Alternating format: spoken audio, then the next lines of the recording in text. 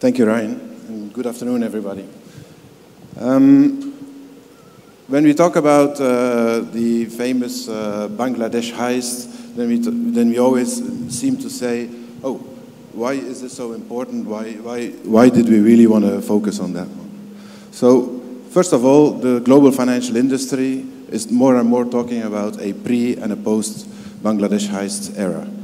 On the 4th of February 2016, cyber criminals infiltrated in the central bank of Bangladesh and tried to send out for up to $1 billion payments over the SWIFT network. Eventually, 1 year later, they're still trying to recover the 80 million that got lost at that day. Now, before I wanted to go into the details of this particular attack on Bangladesh, I would like to explain a little bit what SWIFT is about and how international payments work. So first of all, SWIFT is the global provider of secure financial messaging services, and typically we do that on 3 fronts. We have a platform that interconnects all the banks over the world, and here we're talking about 11,000 customers, financial institutions, but also larger corporates that have a direct connection over SWIFT. Second, we are, since the inception of SWIFT, and probably one of the biggest reasons to start SWIFT, there was the reason to standardization in the financial industry. Especially in global cross-border transactions, it was very important that every bank spoke the same language, and therefore SWIFT has become a standardization body, creating all standards for all financial transactions all over the world. These standards are also used outside the SWIFT network. Yeah? You can have some banks interconnect through proprietary solutions, but still use the standards to integrate easier with the back office applications. And the third big component of SWIFT is we offer services and products so that banks can interconnect their back office applications and connect to SWIFT to send out the particular transactions. Now, when you look at a typical cross-border transaction, then we have a simplified scheme on how an emitter bank will send out a US dollar payment to an offshore bank. Typically, the emitter bank, in this case, is not in the US, and so he will use his US reserves that he has stored in a US bank. And therefore, he will create a payment instruction. So the word instruction is important. He instructs the US bank to use his dollar reserves to send out money to another bank. The message goes over the SWIFT network, and SWIFT will send back an ACK once we have validated the message and forward it to the US bank. Then it's up to the US bank to forward the message to an offshore bank. This can be anywhere in the world, but for simplifications, I have not included a large number of banks that might be in the middle in this food chain. Throughout the day, this emitter bank, will use his US dollar reserves on a regular basis and keep on using his US counterpart bank to send out the messages to different offshore banks or the same offshore bank. At the end of the day, what you will see is that the US bank will provide the status of that famous account. It's actually similar as your own banking account when you look at the paper things. If you still have paper things, you have an opening balance, then all the activity that took place on the account, and a closing balance. Why is this important? Because if you go back to Bangladesh story in February, then you will see that they had that knowledge. And that is basically why we consider it as a watershed event for SWIFT and also for the whole financial industry, is that they had a fairly sophisticated knowledge on the business level. Yeah? Vitaly, Adrian, and Sergey, they will explain everything about the details on the malware and all stuff, but also on a business level, they had a fairly sophisticated knowledge on how they had to make sure that all these messages that were sent out from the Bank of Bangladesh and the statements coming back from their US dollar account, was actually the Federal Reserve in the US at that time, were hidden. So what did they do for that? They deleted all the messages that were created within the database. They modified the messages in the database. That was mainly for this end-of-day statements. So basically, opening account and closing accounts were different in the original message, and there was a number of messages in the middle. They had to remove them all and adapt the opening and closing account. And that allows them to win a day. Because typically banks, they will use the statement messages just to know where are we, what's the status of my account. If there is suddenly 1 billion that your account has dropped, I can assure you that those banks, they will notice that. This does not go without any verification. Within the application software, there is a verification of the database records. As of the moment they modified the messages, they had to find a way to bypass that integrity verification check, but Sergey will explain that in length. As a reaction on the media heist and on the Bank of Bangladesh compromise, and where there are a lot of, let's say, actions that SWIFT took, and one of the most important one is actually we started the customer security program. So we have it's actually a combination of a large number of strategic initiatives on how SWIFT can help its community to further improve or to be better in detecting potential fraud. One of these things is hardening in our software. Other stuff relates to big data. So how can we use our central database to help customers to earlier detect or to put a potential fraud level to particular messages. As of next week or mid this week, we will come out with the final version of all the controls that we will mandate to all customers. So SWIFT has created a long list of mandatory features that they need to install. And from the smallest customer in a small country up to the biggest bank in the US, they will all have to attestate that they now comply with these controls. This is a schematic of the actual cyber heist. So the attacker, they compromised the bank in Bangladesh and used the corresponding account at the Federal Reserve Bank in the US. They created the messages, sent the messages out like any other user, and the funds went through to the offshore bank, which were mainly located in the middle, Southeast Asia. From there, at least the successful messages, they went over to casinos, and from the casino, the money got laundered out of the system. Now, what is particular about this attack is the fact of the malware that was introduced in the Central Bank of Bangladesh, and that malware actually modified the messages, deleted the messages, and also made sure that, well, since the message was modified, it could not be printed and nobody noticed that it was modified. And this is probably the biggest link when you look at cases that were raised afterwards, mainly end of 2015 in Vietnam, where you saw the PDF reader, the compromised PDF reader, that it did exactly the same behavior. Okay. I will hand now. Thank you very much, Dries. It's really, really important and interesting to finally get people from inside a compromised dealing with some of this incident response to come and talk to us about it. So thank you for this. I'll just hand it over now quickly to Sergey Shevchenko from BAE Systems. And they'll talk more about like the malware, what the malware did, and some of the things that happened in the bank network once a compromise was successful. So Sergey, go ahead. So the big question comes, how did they manage to subvert the system? What is it exactly that they have done? And it's important to note that the attackers needed a way to directly manipulate the database. And in order to do that, they needed to subvert the built-in database integrity mechanism, which is built into the SWIFT Alliance Access software. Apart from that, the attackers have attempted to disable the integrity verification mechanism in the software. But before we get to that, let's have a look at the high-level functionality of this component that is responsible for backing up the database, restoring it from the backups, and also doing the data integrity checks. The name of the DLL is liberati.dll, and the database itself is based on Oracle. And what you see here is the high-level syntax of the integrity check. It's actually the output out of Hex, the compiler plugin for IDA Pro disassembler. So you can see it's calling a function called hash is OK in order to check if the data in the database corresponds to the hash for that data.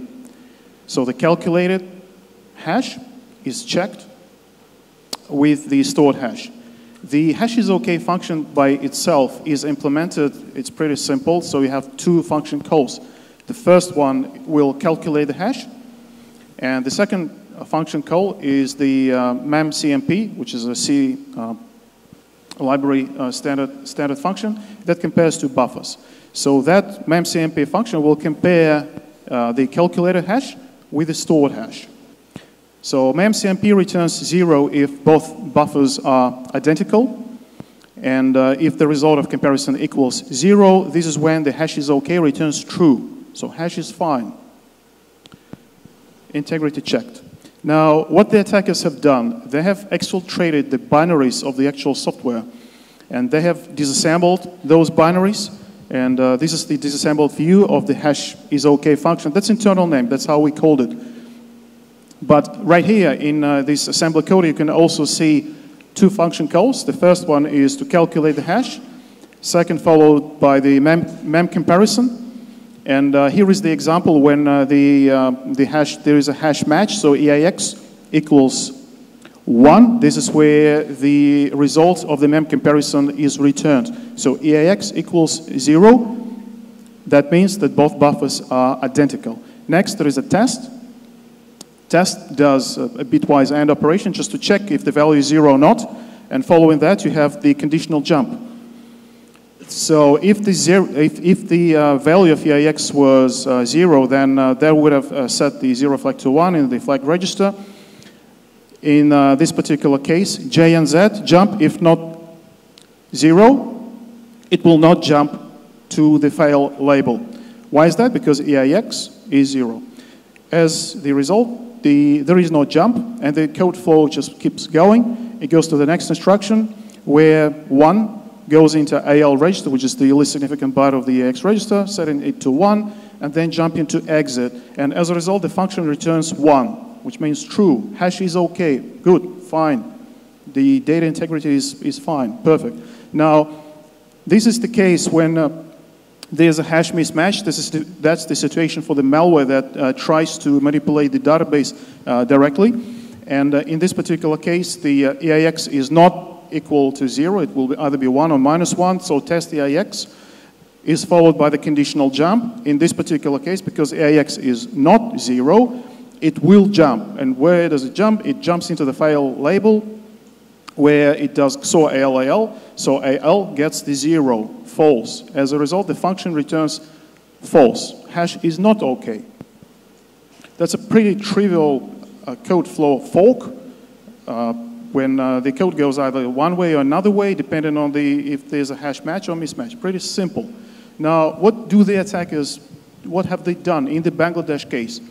They simply identify this conditional jump and represent it with two opcode 7504, and they replace 7504 in memory. So they locate the DLL loaded in memory, and they simply patch those 2 bytes with 1990, which are the opcodes for do nothing, 2 NOPs. What happens is the code will never reach the file label. It will proceed as if the hashes were identical in all cases, whether they were identical or not identical. That was the case in Bangladesh. Since then, the attackers have deployed other patching logic to bypass the integrity verification in the updated version of the Swift Alliance software suite. And you might ask the question, how can you optimize a 2-byte patch? Well, by releasing a 1-byte patch. And indeed, have a look, 7504, what does it stand for? 75 is J and Z. 04 means jump to the instruction which is offset by 4 bytes from the next instruction that follows the J and Z. And indeed, the file label is 4 bytes away from the conditional jump. So what the attackers have done in the latest patch, they simply replace 04 with 0, which means in case of the hash mismatch, jump to the location which is offset by 0 bytes from the next instruction. And what that means, that simply disables the jump into the file label. So once again, if there is a hash mismatch, it will jump to the next instruction. If there is a hash match, it will not jump, it will just proceed to the next instruction. So in both cases, it just proceeds to the next instruction. File label is never hit. The code flows to the exit, and the function returns true in all the cases. What's the analogy? It's just simply the fork is removed, and the code flow always goes into direction, always returning true. So that's all the database integrity will always be reported as intact. The database is fine. So if you think about 7504 replaced with 7500, it's just the difference is just in 1 bit. So effectively, the attackers have perfected it to a 1-bit patch. So you know there are pixel perfect people. These people seem to be bit perfect. So they needed to do that just to update it. Now, that was not the only patch that they deployed. They were also looking into a way of patching other components of the Swift Alliance software. And in order to do that, they have released the tool, command line tool, that stores the patching logic inside the descriptors, where each descriptor contains the logic of patching one component. So it contains the data for up to 2 patches. The descriptor keeps the file offset, so it specifies where the data has to be patched within the file, the number of the bytes that has to be taken from the patched data, and it also contains the full path file name of the component that needs to be patched. If you consider these 20 bytes as 5D words, they have to be unpacked just by flattening them out, removing the boundaries, and splitting them into 4 equal parts. So you end up, and flipping the bit order. So you end up with 4 chunks of data, 5 bytes each. And what do they mean? They specify the original data that has to be located within the file at the given offset for patch number 1, then for patch number 2, and then what to replace that data with. So have a look, E8, what does it stand for? That's the opcode for call. So indeed, it's looking for the call. It wants to patch the call function. What does it patch it with? B8 1000, that's move EAX1. So it simply replaces the integrity validation call with setting EAX into 1. So it's just a faking positive return from a function call. The important thing to note is that, unfortunately for these attackers, this attack was, the other security mechanisms kicked in, and the robbery was stopped. So they left empty-handed. So even though they were able to compromise the bank infrastructure, they could not steal any money, which is very important. And that's pretty much it. Thank you, Sergey. Let me invite Adrian Nish to continue the visibility into what the BAE guys did. Hi. Thanks, Ryan. Thanks, Sergey. So what Sergey just described was basically the picture that we had up to sort of the end of 2016. So the attackers were continuing to target banks, they were continuing to get into banks, they were getting onto SWIFT systems, and they were optimizing their techniques for patching those systems, attempting to cover up evidence, and attempting to send large transfers of money. And in all of these attacks that we saw after Bangladesh, they were unsuccessful. They didn't manage to get any money out of the system. Now, of course, attackers, they don't just disappear because they're not having success, they evolve. And so what we've seen as it's come into 2017 is this group continuing to target banks, but evolving their techniques. So this is what I'm going to describe in the next few slides. The significant evolution that we've seen this year is that the attackers are using watering hole attacks to target financial organizations. And this was discovered at the start of February when researchers found the banking supervisor's website, so basically the banking regulator in Poland, had their website compromised, some malicious code added, and it made into a watering hole. Same was found for the banking regulator website in Mexico, so basically their peer site in Mexico, the same malicious code had been added, and on several other sites as well. Interestingly, the page that we first identified on the Mexican website was the sanctions page on the Mexican regulator website. So suggests this actor may have some issues with sanctions, potentially. The codes that they were injecting onto these sites looked like this. So it was a standard iframe. I'm no expert in exploit kits, but I've looked at a fair few malicious iframes in my time. You typically see zero-length iframes, so zero pixel or invisible iframes. What they've actually done here with this code is use JavaScript to create a div, which is zero length, and that then has the iframe inside it. It's just a clever way of kind of hiding that on the compromised page. But the iframe would redirect to another site, and on the other site they have scripts. Those scripts run some checks, ultimately check whether the system is vulnerable, try exploiting it and delivering a payload, similar to other exploit kits and watering hole attacks that we've seen. The interesting thing with these attacks, though, is they didn't want anybody to be infected. So they wanted to minimize the people who could actually be infected from this malware, this exploit kit. So what they did was they implemented an IP whitelist on the kit. And we got hold of the whitelists, and the whitelists naturally contain the networks of banks. The IP address ranges for around about 100 organizations, almost all of them banks. And what you can see is it's pretty much a global spread. There are banks in the US, there are banks in Latin America, in Europe, and in Russia as well. So unlike in 2016, where a lot of the attacks were focused on countries in Southeast Asia, developing countries, this is much more of a global attack. The focus is on Poland, so this particular whitelist came from the attack on the Polish bank, but we still see many attacks targeting Mexico as well, so it seems like they've got these two particular countries in their sights. And what the if the visitor to the site is on one of these whitelists, then, like I said, they attempt the exploit and the malware gets delivered.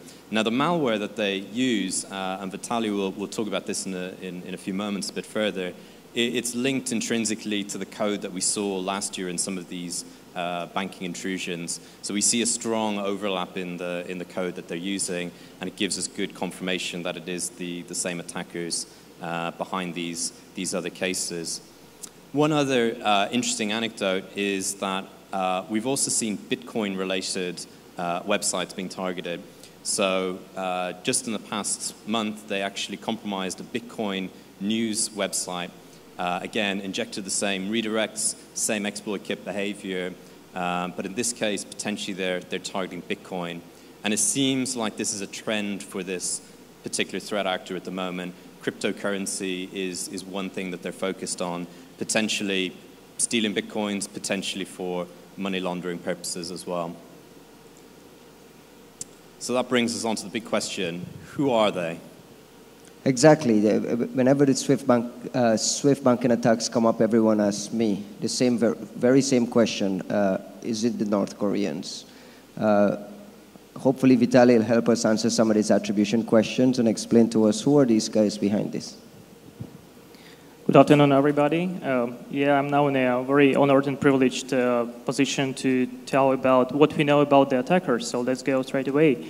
From learning what happened in the past, what we know from the past. This big Bangladesh incident, big red spot here on this timeline shows that a lot of money were stolen, and two types of malware were involved in this heist. It was specifically targeting Swift Alliance software that was installed on the server inside of the bank, and it was a general purpose backdoor that was used to infiltrate the system. Now, there is another incident linked to Vietnam where the bank claimed that it prevented the loss of $1 million, and similar malware that was targeting the Swift communication was deployed there. However, there were no traces, I think, of the general purpose backdoors discovered at that time. And all that was linked to the activity of the Lazarus group through mainly the similarity of the file wiping code that was present in, through all of these samples. There was another incident that was reported by a security company that happened in the Philippines. The bank did not report money loss, but similar malware was found on the premises of the bank. Now, after the Bangladesh heist, there were articles in Bloomberg, I think, that a source close to investigation claimed that the investigation stumbled upon 3 different actors present in the Bangladesh heist. So since then, it was not very clear like, who exactly developed the malware targeting Swift messaging system and Swift server that was installed in the bank and operated by the bank. The only connection we had was the similarity of the Viber code. Now, new incidents from Poland show that there was a malware that was linked to a compromised server that was linked to another malware that has similarity through a text string that was linked back to the activity of the Lazarus group, a very distant connection. So here today, we are announcing some of the unpublished stories, something that we've been working on since the Bangladesh heist happened. And we tracked a couple of additional clusters of activities that we believe prevented and interrupted the operation by the attackers. That happened in Southeast Asia last year in summer and in Europe.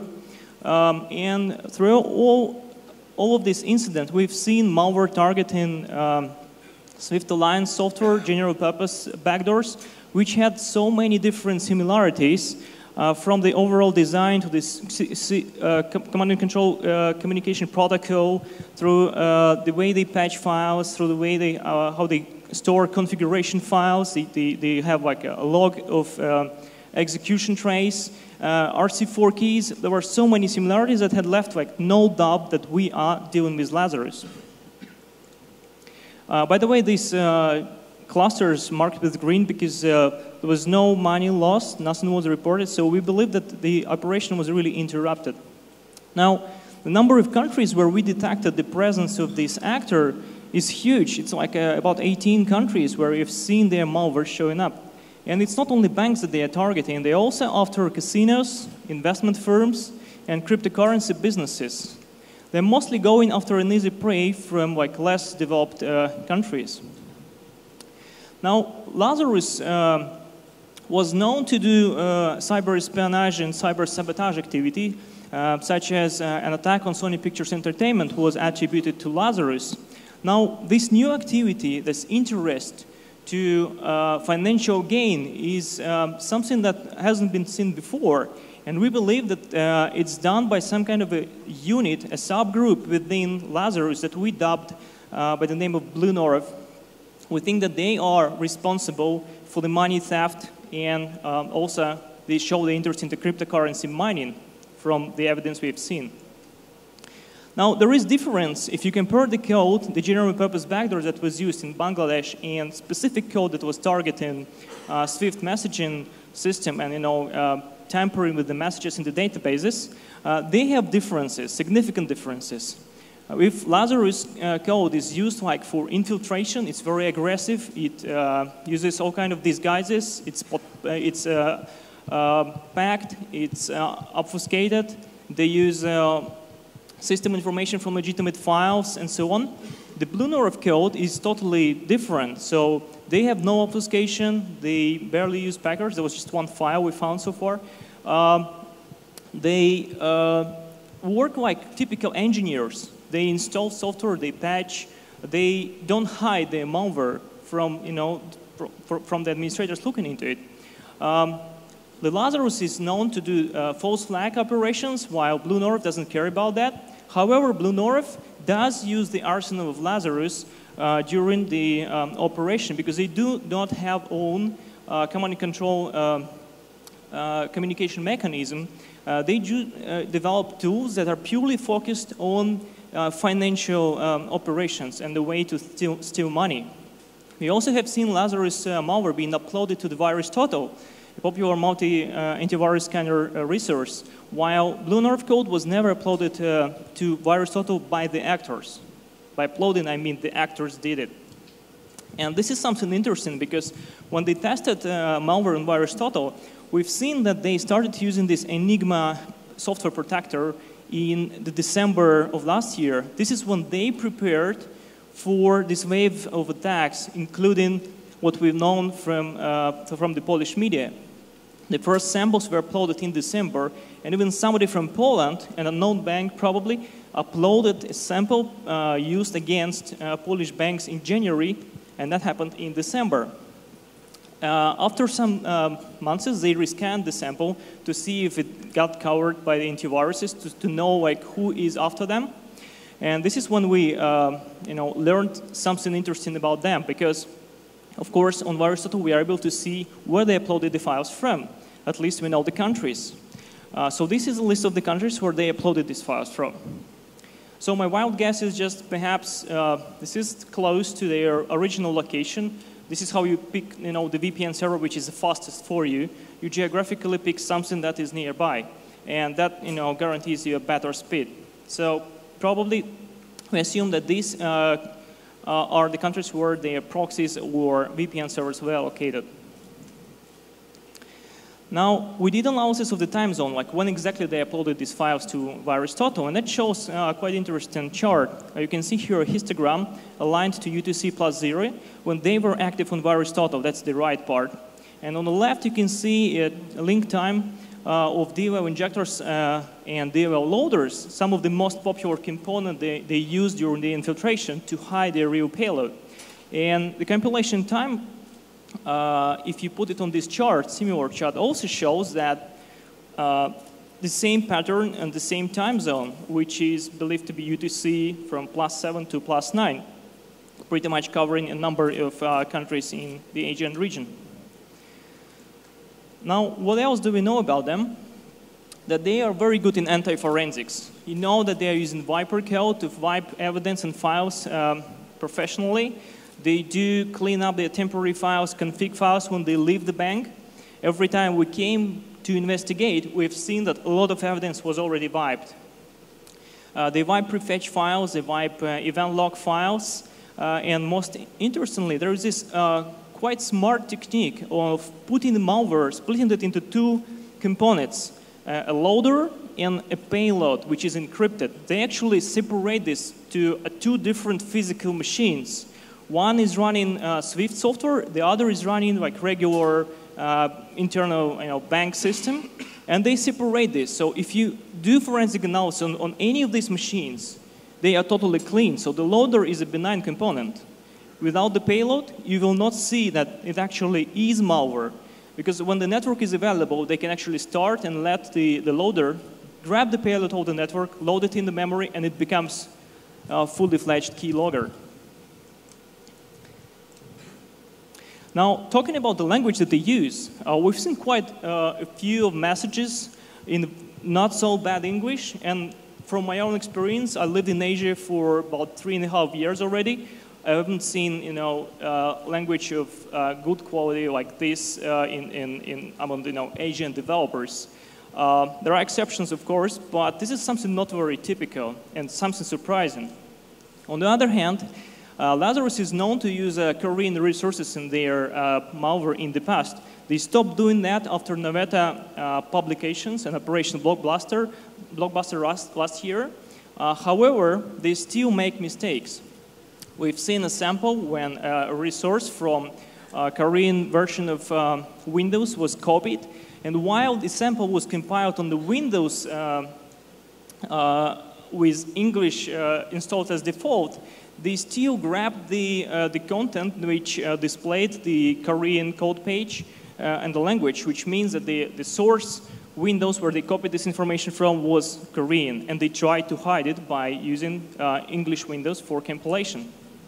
Another artifact was not very obvious, but it leads to the same idea, how they try to hide the Korean locale and language. In one of the files, we found this interesting file version, like file properties. You can see here the product name is Microsoft and then some strange characters, Windows. There should be a registered trademark sign. This is how it looks like in hex, A800CF00. That's what we have seen. Instead, there should be a Unicode character for this special sign.